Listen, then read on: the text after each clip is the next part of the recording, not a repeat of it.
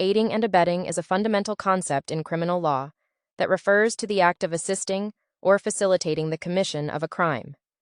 It is a form of accomplice liability, where an individual can be held responsible for a crime even if they did not directly commit the offense.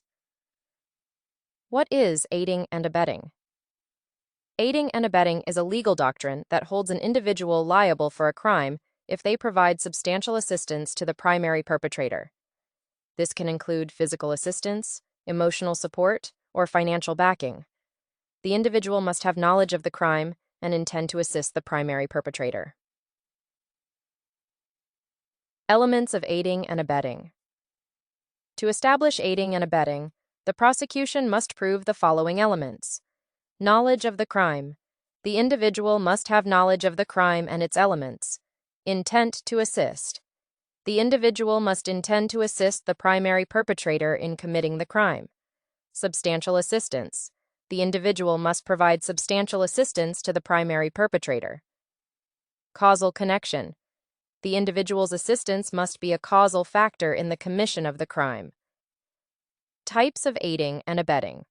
There are two main types of aiding and abetting: active and passive. Active aiding and abetting. This involves direct and intentional assistance to the primary perpetrator. Examples include providing physical assistance, driving the getaway car, or providing financial support. Passive aiding and abetting. This involves indirect or unintentional assistance to the primary perpetrator. Examples include providing shelter, failing to report a crime, or providing information that facilitates the commission of the crime. Implications of aiding and abetting. Aiding and abetting has significant implications in criminal law. An individual who aids and abets a crime can be held liable for the same crime as the primary perpetrator.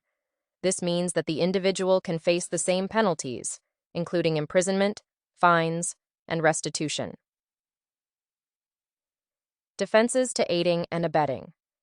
An individual charged with aiding and abetting may raise several defenses, including lack of knowledge.